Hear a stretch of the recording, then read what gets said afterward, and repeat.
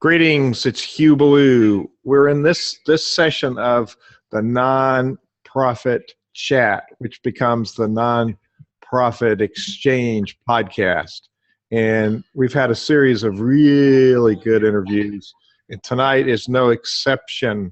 We've got special guests tonight, Shannon Gronich. Shannon is a dear friend, and we collaborate a lot together. And Shannon has presented at my Leadership Empowerment Symposiums multiple times, and each time she adds more and more value to what I do. So Shannon, welcome to the Nonprofit Chat. Thank you so much for having me. I love the work that you do and really appreciate all of the individuals that you've touched in my life with your skill of how to build a high-performance team and how to collaborate and all that you do. So thank you, Hugh. Great. Well, you've got, thank you.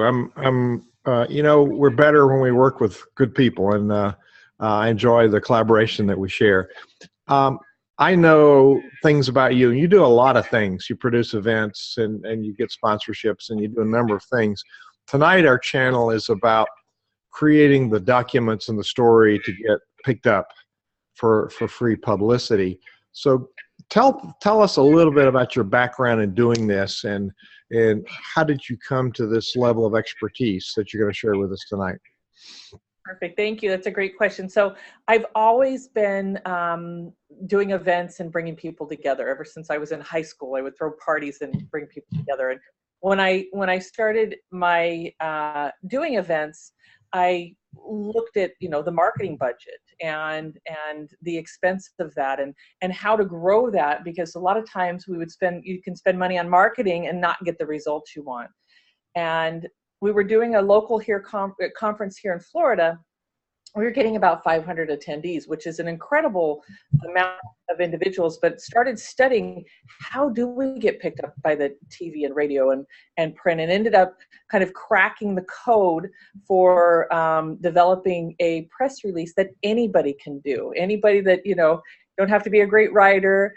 You don't have to be a nonprofit even though this is for nonprofits, and you actually have an edge because of your nonprofit status. But we were able to use this system, and our event in one press release went from 500 to 2,000 attendees, and the article got picked up in multiple places. So and since then have helped attain millions of dollars in free publicity for not only multiple events but multiple projects and individuals and lots of variations in between. Now, you have a book on this topic. What's the book called? Media Magic, and Attract Limitless TV, Radio, Print, Publicity. Media Magic. And where can people find it? I guess you can find the book on Amazon? Yes, you can find it on Amazon. And if you get it there, Hugh, I always say email me, which is in the back of the book, your receipt, because I will give you a free copy of a training with Jay Abraham's ghostwriter that is just powerful. So if you get it from Amazon, send me the receipt, or you can go to my website, shannongronich.com, and then you instantly get that recording too. Great. That's a super offer, and I know your content is absolutely stunning, and it absolutely works. Now, this publicity thing, in my first book I wrote, Moving Spirits, Building Lives, I had a chapter on publicity. And when I worked in St. Pete, I developed relationships with all the media, personal relationships. So when I sent in my announcements, they knew who it was from. And I knew how to make it complete so they would be able to print it. They said that was very rare because people would give them stuff in all kind of form and there'd be things missing. Like what time the event was and where to go on the properties where it was. So I developed a template that had a checklist of important things. But I also found that a lot of people, and this was in church music, and I had open events that were accessible by everybody. So it was important for me to get the word out. I do find that many years publicity was an afterthought, and if you wait till the week before, it's just too late. And I find that's a common thread with people running a charity or running some sort of church program. we're so busy producing the event that we forget about the publicity. So let me run a paradigm by you. I encourage people to appoint someone in the organization to be in charge of communications, which would include pre-event publicity, would include internal and external communications, so that there'd be one person to sort of develop the system. And that person needs to have certain qualifications. Do you find that that works in groups, if you've worked with it, there's some person dedicated to sharing information? Absolutely. And whoever's dealing with the event, whether it be the marketing coordinator, kind of like you're saying, in charge of the marketing, or the event coordinator, they do need to look at that plan. So, and you've hit on a sore spot for a lot of people. I've had people call me in 10 days before the event. Now we've worked miracles and we've done things in the daily, but ideally, if you're looking at a project and you can be 120 days out or 90 days out, then you can start building those relationships for publications, trade magazines. Some people do bi-monthlies, monthlies, quarterlies. I know if you're looking at, we have a beautiful magazine here in our area and it comes out 4 times a year. So you have to plan way ahead to get into their calendar events or articles or anything like that. You know, we just dropped our Facebook feed, so I'm gonna do that while you're talking. Would you talk a little bit about that timeline? I encourage people to go backwards from the event. And when you're thinking about all these different types of publications, it's a challenge, because magazines have a different kind of lead time. So it's the publication day, like you pointed out, but there's also different kinds of lead time, and there's a flow with this. So talk about working backwards from the event. Yeah, absolutely.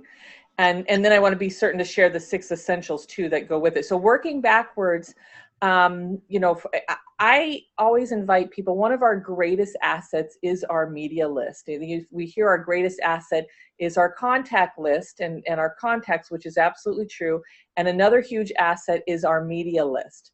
So with the media list, I use a simple Excel sheet. I also have them in my CRM system, but I use a simple Excel sheet that has name, publication deadlines, key contacts, but also I target writers or contributors, because they can sometimes get us into publications easier or expedite that process.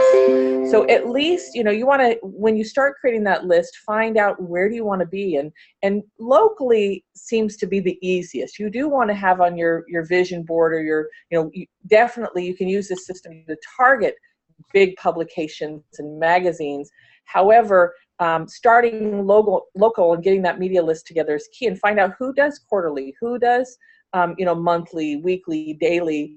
What is the radio show? Sometimes shows, I think you do this chat once a week, and you probably book it out a few months in advance. So whatever you're doing, and I even know radio hosts that are booked out 6 months in advance. So the more lead time you can give, the better. But with an event, I like to have at least 120 days to start building those relationships. Now, as you have a relationship with the media, it's a lot easier. You can do exactly like you said, Hugh, and say, hey, I've got something that's coming in. You already know their timeline and can work within it. But especially if you're building that new relationship, you do need a little bit longer. Absolutely. And I used to worry about bothering people with my stuff, but it's their job. They're looking for stuff, and we're actually helping them do their job. Is that right? Yes.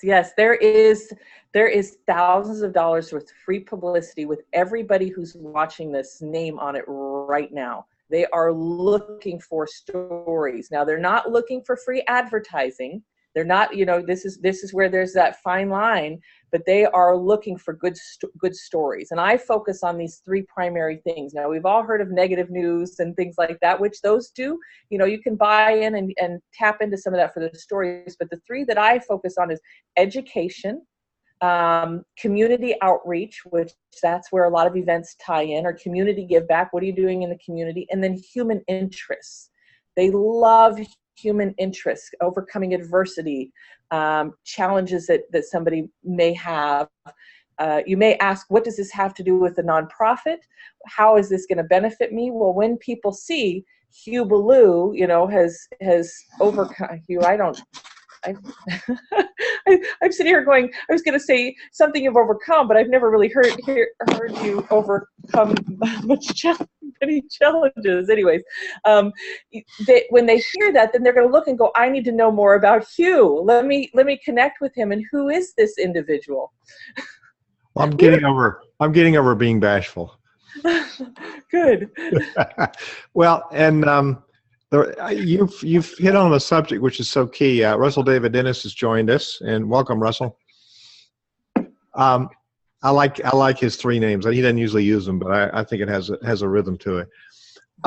I ran a pretty good music program in a major church in St. Pete, Florida, across Florida from where you are in Melbourne, and I did really good events. And there was a person that was I had relationships with the writers for music, the critics. I had writers that did technical stuff I had a business. St. Pete Times was my customer. So St. Pete Times had different people that did different writing for different topics. And so I built a relationship with all of them. And there was one time I had Sir David Wilcox, the Queen's musician, coming from England. And we were doing this big deal concert. And I sent in my announcement to the calendar listing, just modestly sending it in. And that person sent it back to me and says, we can't publicize it. It's a church event. It's not of general interest. So I went to the music critic, and they jumped on it, did a personal interview. And I had a front page picture of the rehearsal of Sir David and my choir and an article, which was much better than a calendar listing. And this guy, being a music critic, knew this was a nationally renowned conductor that we were bringing to St. Pete, Florida, and they jumped on it. So it was to their advantage to run the story, which they did. And it didn't fit one person's model, but it fit another person's model. So I could have gone back to her and gone, nah, but I didn't, because it didn't fit her model, but it did fit the other model. So just because somebody says no doesn't mean, like you said, you've got different people that have different slants. So we can go to a different place, and it might be of interest to them. Do you have a story around, it's not doing an end run, but it's really finding the fit, I guess would be the proper thing to say. Yeah, and so, a lot of people say, well, what do you say? You've got the press release, you've got all the press kit together, what do you do? And that's where in the media list, I do identify multiple people. And you know how we have a bullseye and we aim for a dart? Well, I imagine having a handful or a fistful of bullseyes, and I send them out to multiple people. And I say, I'm not sure where this goes. Maybe you can direct me. And most of the time, when it gets to where it's going, they have heard about it from different locations, so it tends to have a little more impact or attention. The other thing I think is important is to know that you're sending it to the real person. You've checked to make sure that it's the right person and you've spelled their name correctly. Yes. Yeah, I'm old school on picking up the phone as much as possible and getting their permission and letting them know that to expect it. Also to follow up and expect multiple no's. No, I didn't get it. No, I didn't read it. No, it's the wrong department. No, we don't want to print it. My biggest success was where I got rejected like 13 times, and they ended up calling me when they were going to print, and they said that they had remnant space, one page. Once they got the layout, they realized that they had one space, ended up doing a full profile picture and an entire article. Love it. That is amazing. That is amazing. So Robert Green's on here, Nancy's on here, Sandy, hi, Renee, hi, Arthur, hi. You mentioned, you just kind of slid by something here I'm going to come back to, the press kit. What is that? So that's a great question. That's the 6 things that we talked about as far as in the title. I think that there's 6 things that are essential to be ready for the media. And the first thing is your press release, having what it is that you're doing. And I've got a simple system that's 1 page, double space, title at the top. It's very much a story focused as opposed to advertising. You even quote yourself as an expert. And when you quote yourself as an expert, I encourage people, like, I wouldn't say Shannon, the author of Media Magic. I would just say Shannon, author, and marketing strategist, or something very general, because when they look at it, and if they see that it looks like you want free press, then there's a higher chance of it ending up in the trash. So we keep it very simple. So the press release is one thing that you want to have ready to go, because when you call them or you connect with them, they're going to say, send it over. The other thing is I like people to have ready their expert power bio. Expert power bio, and I say power because this is a story about you. If you're a nonprofit, this can be a story about your board or individuals that are involved in it. But having this ready tends to get people to pay attention and notice who you are, and you're not having to sell yourself. The third thing, company pieces. Do you have brochures, business cards, having those items ready to send out a notice? Is there an event flyer that you're working with? Sample PR. So sample PR that you've been a part of. You've been on radio, TV, articles, sample things that you've contributed is great. And then also the next one is things that have been written about you, that third party writing. So those are other items. And the last two is your order form. Now, I don't always send this in with a press release, I'm not saying, but having that ready, because a lot of times individuals want to know, what do you offer? Tell me a little bit more about who you are and what you offer. And so having that ready so they can get an overview is key. And the last thing is action photos. Action photos are you in action. I know that we want to update our headshots and we want to have those, but do not send those in with a press release. You're really wasting your time unless they ask specifically for a headshot. And you always want to do what they say to do as opposed to what I say to do. I'm teaching you a format that's worked, but you want to follow what they say, number one. But action photos, Hugh, can I share a little story about action photos? I love it. I had a photo career previously, and I see a lot of really stupid pictures. And, people standing around smiling is not printable. It's not very interesting. So action photos, what happened with me was when I was first learning this formula, they said, please, do you have any photos? Oh, yes, I sent a headshot. And all I got was a real small, article, and that was it. And so I started looking at, what are they really looking for? And the next time when they asked if I had an action photo, I was like, yes, let me put this together. And it was literally me and a woman standing in front of a booth or a display, and I'm looking at a brochure pointing at it with her. So this was our action photo. And they gave us a quarter page for the photo and then a quarter page for the article. And it was huge. They really love things that make them stand out. So I send in a few things when we submit the press release so they can choose and connect with an image. That's awesome. That's a really good list. And I want to make sure we get a numbered list and put it on the people listening to this on the podcast. It's the Nonprofit Exchange. We'll put notes there and put a link to your site and a link to your email so you can email the receipt. They can email a receipt and get the free stuff you promised. So if I heard you right, nonprofits stand a good chance of getting free publicity because of the kinds of work that we do. Did I hear that correctly? Absolutely. Okay. Everybody. Yeah, but nonprofits have an advantage because many times they hit all three of those things: the human interest, the community, and then the education. And if you can even tie in all three, that's even more powerful, but it only takes one. And you talked about the bio, and I guess there's a whole methodology around that, and you speak to that in your book, but why are the leader and team bios, why are they important for getting free publicity, and does that lead to more attendance, more donations? What's the net result, and why do we want to have those bios included? Yeah, so with the bio, and Hugh, I think I did get your permission. I'm going to actually give them my 12-step system for free. So if they go to Shannon, Power Bio. That's shannongronich.com/Power Bio. They can get the 12-step system that I take it through. But I need to update it. There's actually a 13th step, which is listing your contacts or clients, even if it's a past company that you've worked with. I found that by adding number 13, there's been gems as I've talked to people where, Delta might have been a client for them, or they just sometimes forget key names that they're able to share. So please go get that Power Bio. Why it's important is that one of the most challenging things for individuals to do is to talk about themselves or do, what some people might consider bragging. Mm-hmm. And it is the most powerful thing to stand out in the crowd and get people to pay attention and notice you.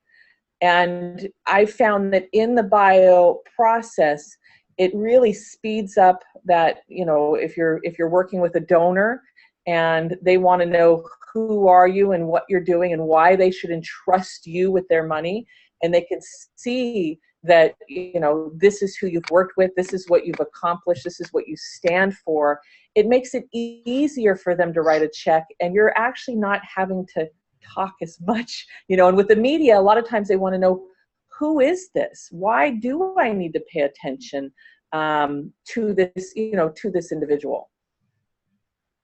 Wow. So with your board, especially with donations and grants, and I know that's a totally separate topic, but it's important. It's like they want to know, even with media, who is on the board and who is running this organization, and to be able to share and showcase that you've got some support of, whether it be big names or support of their skill set, that this is not just, a whim, if that makes sense. Or if it is just getting started, that you've really positioned it with some leaders.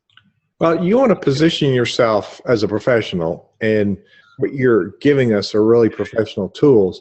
And I know sometimes people are bashful about bragging about what they've done, but it's just a factual representation of what you stand for. And that way the person on the other end can choose what they want to extract if they want to print some of that. So those are really, really good points. I want to go back to the website is Shannon Gronich,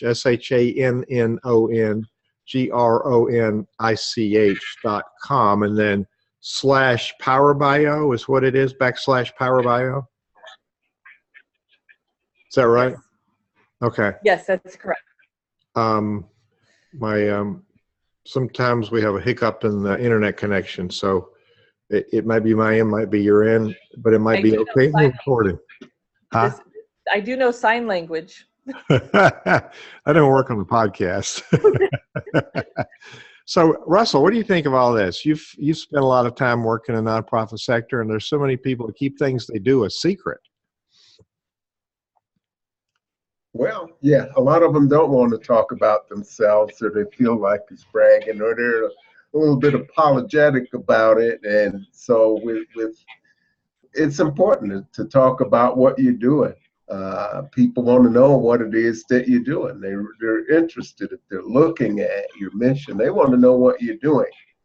And a lot of times in some nonprofits, you get social workers, and they're uncomfortable talking about value or bragging out. That it sounds salesy, it sounds marketing, but you are marketing. You are marketing, and you are presenting an image, and you're telling people about what you're doing. And Bob Proctor talks about it. What's so great about that? You have to talk about what's great and what people are actually getting out of it, in the terms that mean something to them, because it's not about you. So, Bob Circosta. Bob, yes. Bob Circosta, the whiz cat. Yeah, you had the Bob part right. Yeah. I know, we know both of them. So Russell, you pinged a couple of ideas here, and Russell Dennis and Hugh Blue are interviewing Shannon Gronich. We're broadcasting live on Facebook, and we're recording the Nonprofit Exchange podcast, and you can find that on iTunes if you don't already have it. And we'd love for you to go and rate this podcast on the iTunes store. So Shannon, we've framed this so far, at least from my limited perspective, we frame this in promoting upcoming events. What about continuing to share the important things we're doing, the big successes, as a follow-up to an event or as an ongoing communication with the media? Is that any different than promoting an event or something coming up? Yeah, well, and even an event, we want to be, there's ways that you want to craft it, but yes, you want to, what education piece can you contribute? What education piece is your nonprofit contributing? They're always looking for that type of information. Also, if there's something in the media that's happening now that you can piggyback on, that can really get you some traction and mileage. Is there I'm just going to use the example. We had one woman tie in the president, Donald Trump, in her article and in her media, and they picked it up and went wild with it. If you're in real estate, in the real estate market, something's happening with that trend, see what's in the media and what people are talking about. And if there is a way to craft a story around what's happening there, that is a great way to get some steam. Is that called newsjacking? Yes. I like that. Mm-hmm. Yeah, you can get some extra buzz, can't you, if you piggyback on whatever's going on. It could backfire though, couldn't it? Yeah, I'm always real mindful of, religion and politics, but don't let that stop you. You just want to be careful. And one thing that you're right, Hugh, because what I've noticed about marketing is that 100% of the time they're inaccurate about something. And so I just had to always be thankful for what I got. I mean, I've had them spell my last name wrong. I've had that, there's 100% of the time something has been incorrect. And I just, am grateful for it. I have had bad press.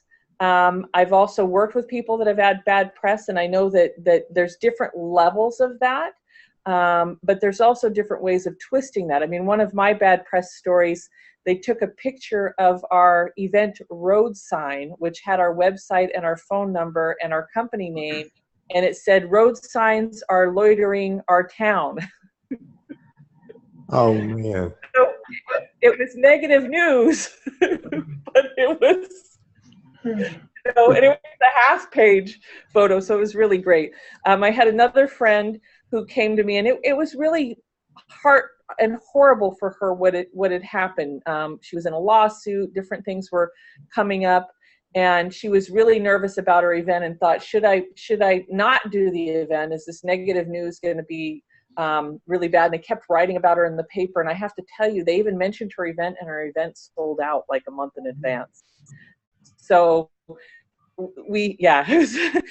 but she was a woman making a difference in the world. She was doing, her event was around empowering women and leaving an impact in human trafficking. So in spite of her personal drama that was going on, she was a woman with purpose and passion, and just had to keep focused on her vision and mission, through doing this. And it did turn out to be just incredible for her.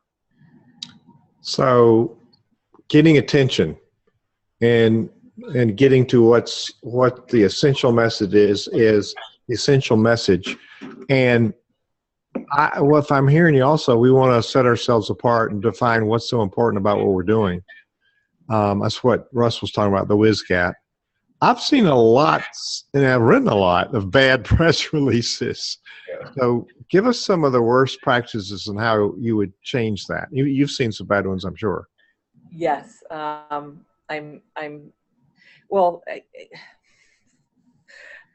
People spend thousands of dollars on publicists, and then they come to me and say nothing got picked up, and I look at their press release and it's an ad, and all it is selling. So that's the number one mistake, is taking a press release and selling yourself. If you're paying for advertising or you're paying for an article, that's something that would make sense. but a lot of times they don't pick it up if, don't put your logo on the top. Like that, again, is free advertising. And I know people have that style, but I found that if you just put your, the tagline at the very top, keep it, add a number if you can. The one that I said for my event, the tagline was 85 ways to improve your health in 6 hours or less. We had 85 booths. It was a 6-hour event, and it was around health. So that was a very creative way. And it, people are like, what is this? It got picked up. So do as much as you can to really not market yourself. Also, keep it on one page. Keep it simple, double-spaced. Less is more. This concept of more is more, I think, is kind of going out the window as a whole in life. I found that less is more, because that gets them wanting to connect and ask questions. And I know this is off of the press release, but you also have to remember that when you're talking with them, because when they're interviewing them or you're picking up the phone and they say, tell me about the story, don't talk to them for 10 minutes. Like, just give them the snippet. Hey, I want to share 85 ways to improve your health in 6 hours or less. This is a great event, and I think you guys are going to want to know about it. We need our community to know. So less is more in each aspect of this, to where they're kind of pulling it out of you. And the less needs to be valuable. So to think about what the essential message is. And back to what Russ said a minute ago, why should they care? We really need to hit with the why piece of this. And so these elements are really good. And I know, and this goes for social media posting as well. I see people that are just hammering really hard and selling and getting some coverage, whether you want people to retweet it or share the post, or you want the media to pick it up in their publication. You just can't be arrogant about what you're doing, and you can't just press it out there like you're selling them a used car. So I find that very, very helpful. And the other key piece with the publicity is, do you care if I just go through and tell them what the key components are? Please do. We're about halfway through the interview, so go for it. So this is one of the ways that I found that's simple to get millions of dollars in free press. The tagline that sizzles is at the top, usually in 12 to 14 font, 5 to 7 words. Sometimes it can be a little more, and really making that sizzle. A way that I've learned to make things sizzle is a practice. It's an ongoing practice, not worrying about what's the article going to say, but how do I write a tagline?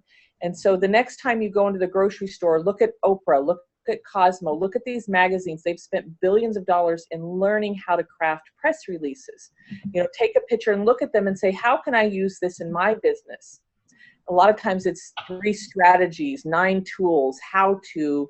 Those educational pieces are very easy, but use that to start training your brain to look at what works. Another thing is, if you go to Hubspot, if you Google HubSpot blog generator, HubSpot blog generator, you can actually put in 3 nouns and it'll help you come up with catchy titles. Now, it's not perfect. You can play with it, but you can get that idea of what's going to get them to pay attention. So that's the absolute number one most important thing.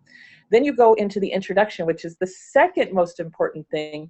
And that's where most of the time I invite people to talk about the challenge or the problem. And it's best if it has stats, numbers, and references of where you find that information. That is really powerful. That's the number one thing I would select. If you cannot, for some reason, identify a problem, then you can quote somebody famous. Paul Pilsner, an economist I've used. Einstein, I've seen individuals use. You want it to be relevant. And number one, I would say try to lean towards the stats and talking about the challenge. That's usually 2 to 3 sentences at the most, real short and sweet. Again, it's to get them to go, okay, let me pay attention a little more. Then the second paragraph, there's only 3 paragraphs in this process. So intro, the second one is the body. And at the body, you always start with quoting yourself as an expert. And when you quote yourself, it's a formula. You know, you do beginning quote, states, Hugh Ballou, leadership expert, and, you know, transformational leadership expert. Now with Hugh, I would put Forbes recognized, because guess what? Forbes is a big name. So that's a little different than Media Magic. You know, you want to put that big name, but other than that, keep it really general, and then end quote. So you're quoting yourself as an expert that's kind of talking about, you know, your statement on that. It's not like a quote like you would do in social media. It's more of a statement about what the problem is that you're a solution for, or why it's important to address that. And then you give a few more sentences, and this is where it varies, because it could be 5 sentences, it could be 7, because we want to keep it on 1 page, double space. And that's where you start talking about the solution and kind of driving them towards, if it's a solution for stress, you might give them one solution. And then in the 3rd paragraph, the call to action could be, go to my website to get this information, or go to here to get this information. Do not sell in the press release. It could be, number 3 could be a call to action to the readers. You know, this, or the publisher, this press release is something that can help our community, or this information can help our community, or it can be a call to action to the readers. You know, take this information to make your life better, or make your nonprofit go to the next level. And then you do at the very bottom your contact information, phone number, website. Well, as tax-exempt organizations, and I think Russ can weigh in on this with his experience with IRS, we have to be very careful with a call to action, because we're not selling, and we can be classified as unrelated business income if we're selling a program or something and we have a call to action. When you advertise or do an interview on public radio, public TV, they're very restrictive. You can say, for more information, go to, and it's typically to the homepage of our organization. So we, as charities, we have to craft those statements, the call to action statement, very carefully. Russ, do you have any more wisdom on that point? And I just want to say, it's actually best to do that whether you're a nonprofit or not. You know, the more you can stay away from selling any type of thing, the better it is. So thank you for bringing that up as far as the rules with nonprofit. So Russ, do you have some wisdom on that? Thank you, Shannon. Well, as far as call to actions for nonprofits, is building a good story and telling people where they can get more information. You just want to give them more information. If you can hit them with facts about the problem you solve and why those facts are important, that's so much the better. It's like, we need to move forward on this. We need to take action to solve this problem. Find out how you can get involved. And you sort of leave it at that. But, you know, with a nonprofit, you really got to hammer the problem and why it's important to the people you're trying to reach. Yeah, Russ has noted the steps that you just went through for the press release in the chat box, so people that are watching can see that on the webinar, can see in the chat box. Those that aren't can come to nonprofitchat.org. I encourage people to come there and register to get the notes. When you register, it'll send you to the archives section so you can get all the history of the nonprofit exchange. We used to do a separate chat and exchange, and the chat was hashtag nonprofit chat on Twitter, which still goes on, and it goes on simultaneously with this live interview. But we found that we wanted to incorporate more energy into one event. So the interviewing experts like this and providing worthy information brings a whole lot of value. So we're targeting nonprofits, but this works for businesses too, Shannon. I don't think there's anything I've heard that wouldn't work for a business publicity, right? That's correct. So thinking about some of the things you've talked about before, the elements of the press kit, is there somewhere on your site that people can get that checklist for the press kit? It might be in one of my blogs, but I'm not certain. But Okay. I'm happy to read it real quick. And then I Russ, see that somebody. I want to see if Russ can grab those 5. Can you, Russ, real quick? I think you may have before. But go ahead, Shannon, give us those 5, because I think it's worth repeating. And some people call it a media kit, the press kit. I think, and if I understood, you're doing a physical kit that you can mail or deliver to somebody that's hard copy, right? So I actually do something. I have it on my website, so I have a media, access to different radio shows, things I've done in the past. When we talk about showcasing what you've done in the past, either things that you've participated in or written about you, having those there are great. I do like to have something. There are environments that we go into, like CEO space, where it is nice to have something that's in a folder, or can include a disc of you being available. But most of it I put on website, or I send in an email for that initial contact. Got it. So the essential things in the press kit are? The expert power bio, the press release, company pieces. Company pieces like your brochure, cards, flyers about the event, anything regarding your company. All right. Action photos. Action photos, people doing stuff. Yep. Sample media that you've done, anything that you've participated in, and then articles or clippings about you. Love it. Was that too fast for us? And as a nonprofit, if you have a fancy annual report, or there's things that you have, I would consider the annual report, some of them seen as a company piece that a nonprofit has that you can include in that, or I would suggest including in that. It would occur if you send an email, you could put a link to that on the website if it's a lengthy report. Sometimes they are. So the reporter could go and search that out. So part of what you ran by before, I'd like you to say more about the title, because I find that the title can make a huge amount of difference. So you mentioned a way to come up with snazzy titles. I usually use the Google keywords tool, and I put in what I think is a good title, and it gives me other keywords around that. Helps me think about some other words that maybe I didn't think about. But you mentioned using a Hubspot, and they've got a blog title generator tool. Yeah, that's really great. And just as you're out looking around, seeing what's there. But I think, what I found are numbers are the most powerful. That gets people to know, okay, there's a system here. This is synchronized. This is simple. There's an ending, I guess, is what I want to say. So for some reason, numbers, if you can tie that into your taglines, that is the best.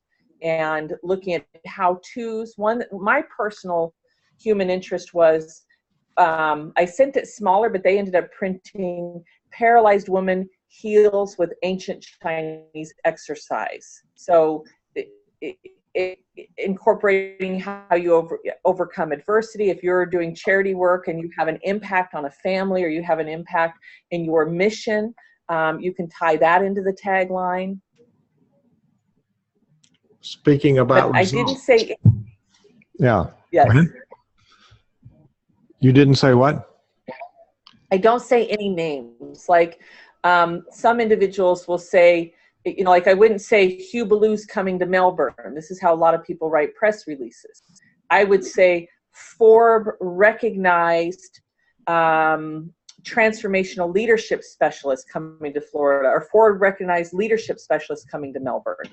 So I wouldn't mention your name because the name isn't going to mean anything in the title, but the Forbes would. Got it. This is a gold mine of very, very useful information, Shannon. So let's give the name of your book again. Okay, and then Robert Greene has a question on Facebook I want to answer if he's still with us, because I love Robert, and I know you do too. I put you two together. Uh-huh. So you can get the book at shannongronich.com or on Amazon. You can send in the receipt, or if you do it on my website, you get it right away, and I give you Jay Abraham's Ghostwriters Training on Copywriting. It's Copywriting Secrets, and it's shannongronich.com, Media Magic, attract Limitless, PR, radio, and print publicity. I don't know if I'm remembering the name in the right order, but Media Magic. It was a while ago that you run. Oh, there it is. There we go. Instantly get radio and to give you limitless publicity. Thank you, Russell. There we are. Russell's That's a long one. That's a testimony right there for you. He's a well-read man. Yeah. One of my favorite things in the book that a lot of individuals talk about is I've actually given power words. And these power words are really groovy, especially around putting together your power bio, because it gets you to think of things like, has created, articulated, developed, all of those verbs that are very action and results oriented. And there's hundreds of them. I alphabetize them, and then I have a few extra ones. But that right there, a lot of people say, I have that tagged. I look at it all the time. And it's a great resource. Outstanding. So Russell, of course you've read that book, right? I have. I've read it. I've highlighted a few pieces and looked through it again. And it's always good to remind myself when I get stuck for action words in the blog post. This is right here in my office. So I remember Shannon's action words. I just grab it and flip open to the page. So that you can say the same thing with several different words.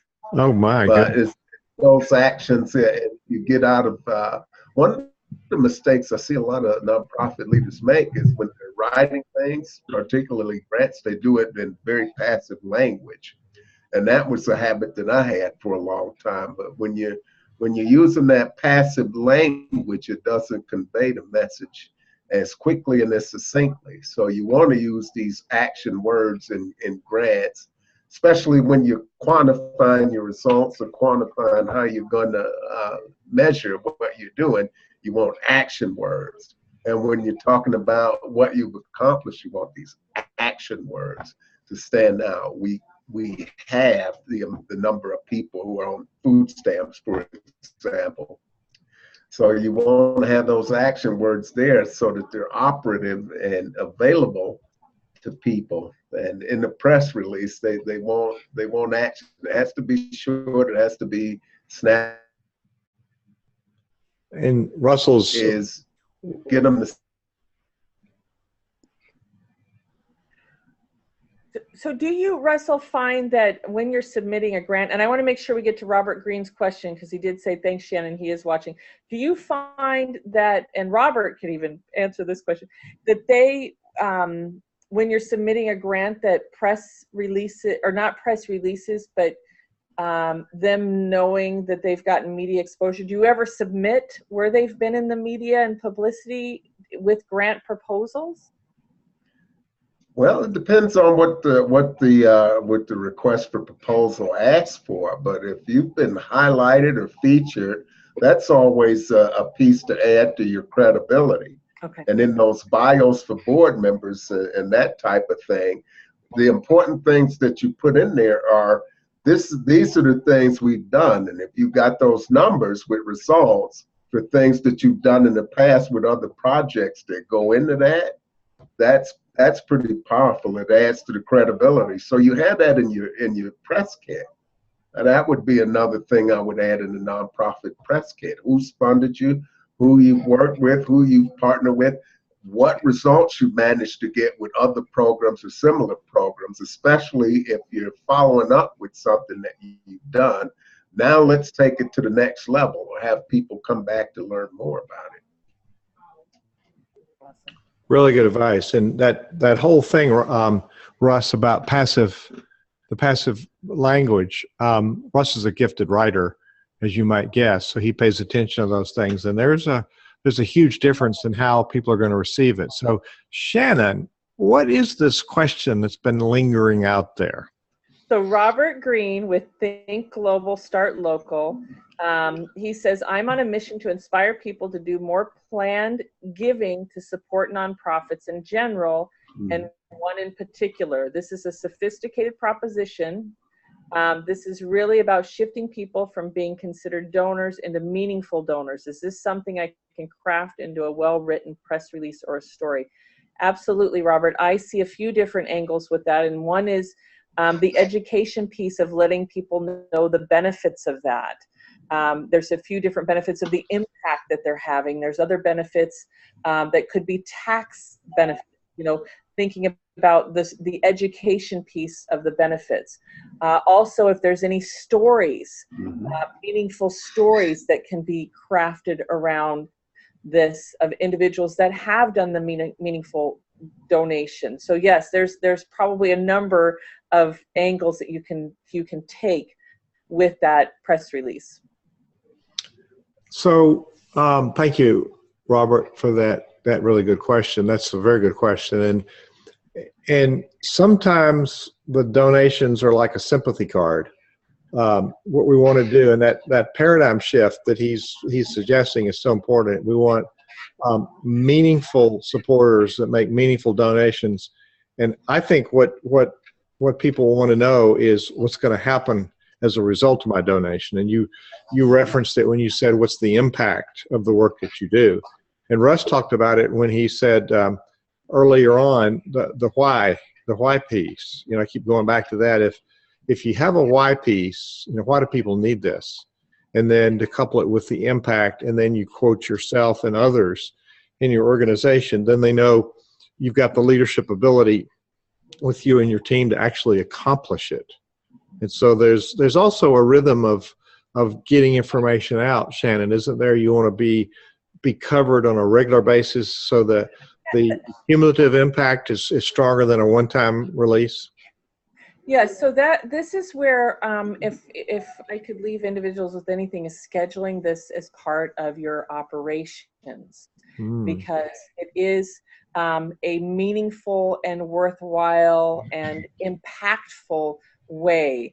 And especially if you're a nonprofit where you're struggling, you don't have much of a marketing budget, or I tell people, if you're spending anything on marketing right now, incorporate this free publicity piece, because you can actually expand your marketing dollars even beyond that. So, hopefully my story of taking an event from 500 to 2,000 will show you the value of putting time and energy into this.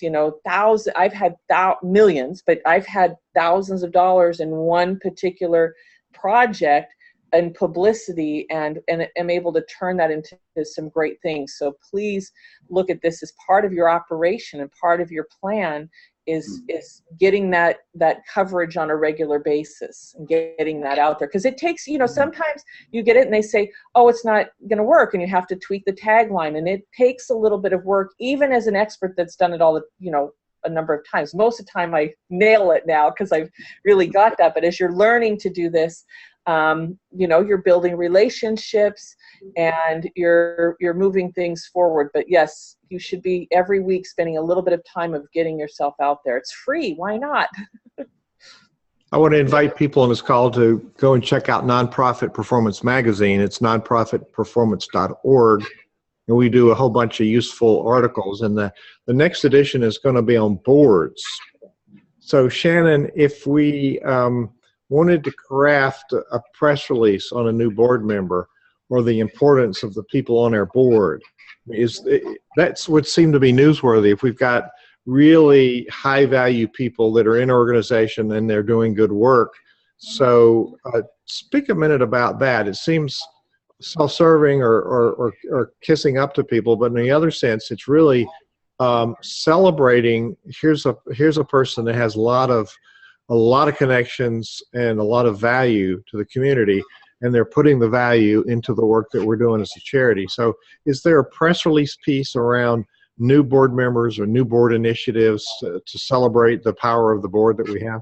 Yes, absolutely. And I would try to, try in your press release to keep it as singular focused. And if you can if you have 6 people on your board, look at doing some individually. But a new board member would be a welcoming and again, focusing on what their expertise is that they're bringing to the table.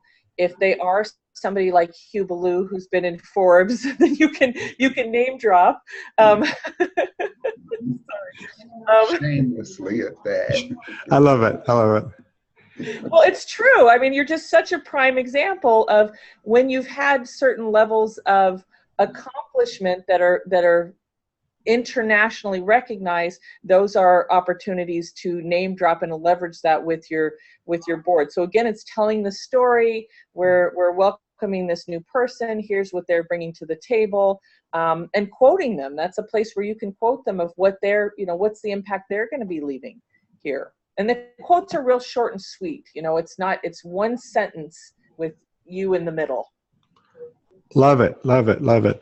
So once you think about a parting thought, you gave us one, but maybe there's another tip or thought you want to leave us with. And I want to encourage people to go to nonprofitchat.org and sign up so they can get updates about the past interviews and the upcoming interviews.